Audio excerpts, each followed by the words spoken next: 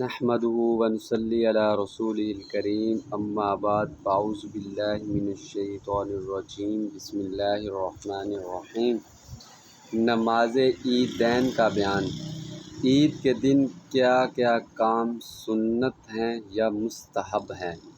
غسل اور مسواک کرنا، اپنے لباس میں سے اچھا لباس پہننا، خوشبو لگانا اور عید الفطر میں جانے سے پہلے کھجوریں یا کوئی میٹھی چیز کھانا اور صدقہ فطر ادا کر کے جانا، اور عید الاضحیٰ میں نماز کے بعد آ کر اپنی قربانی کا گوشت کھانا، عیدگاہ میں عید کی نماز پڑھنا، پیدل جانا، ایک راستے سے جانا اور دوسرے سے واپس آنا، عید کی نماز سے پہلے گھر میں یا عیدگاہ میں نفل نماز نہ پڑھنا، اور عید کی نماز کے بعد عیدگاہ میں نفل نہ پڑھنا۔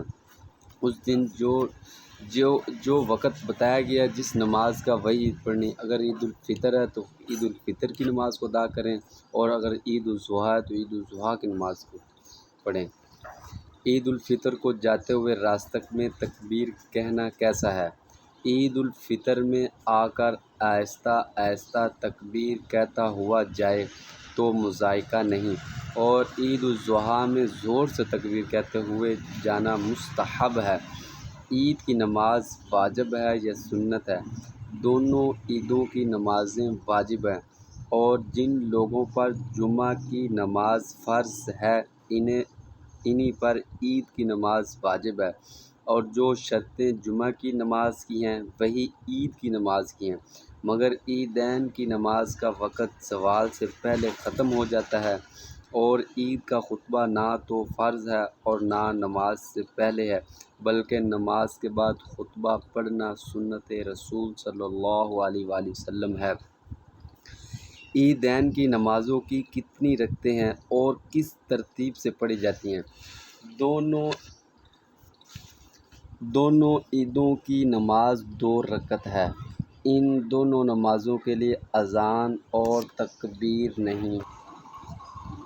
پہلے نیت اس طرح کرے کہ میں عید الفطر یا عید الاضحیٰ کی واجب نماز با 6 تکبیر زائد تکبیروں کے اس امام کے پیچھے پڑھتا ہوں، پھر تکبیر تحریمہ کہہ کر ہاتھ باندھ لے اور ثنا پڑھے، پھر دونوں ہاتھ کانوں تک اٹھائے، اللہ اکبر کہہ کر دونوں ہاتھ چھوڑ دے، پھر دوسری بار ہاتھ کانوں تک اٹھا کر اللہ اکبر کہے اور ہاتھ چھوڑ دے، پھر تیسری بار ہاتھ کانوں تک اٹھا کر اللہ اکبر کہے اور ہاتھ باندھ لے، پھر امام تعوذ و تسمیہ، سورۃ فاتحہ اور سورت پڑھ کر رکوع کرے۔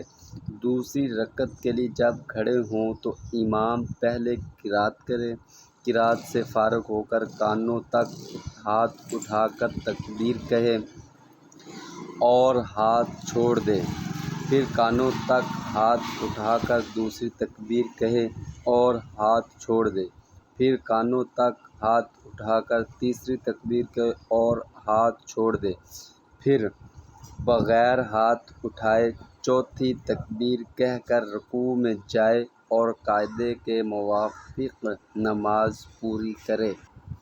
پھر امام کھڑے ہو کر خطبہ پڑھے اور تمام لوگ خاموش بیٹھ کر سنیں۔ عیدین میں بھی جمعہ کی طرح 2 خطبے ہیں، اور دونوں کے درمیان بیٹھنا سنت ہے۔ عید الاضحیٰ کے خاص احکام کیا ہیں؟ راستے میں زور سے تکبیر کہتے ہوئے جانا، نماز سے پہلے کچھ نہ کھانا، تکبیرات تشریق کے واجب ہونا ہے۔ تکبیرات تشریق سے کیا مراد ہے؟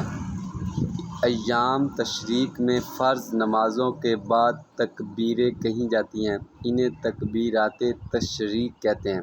ایام تشریق کون کون سے ہیں؟ ایام تشریق 3 دن کا نام ہے۔ ماہ ذی الحجہ کی 11ویں، 12ویں، 13ویں تاریخوں کو ایام تشریق کہتے ہیں۔ تکبیرات تشریق کب سے کب تک واجب ہے؟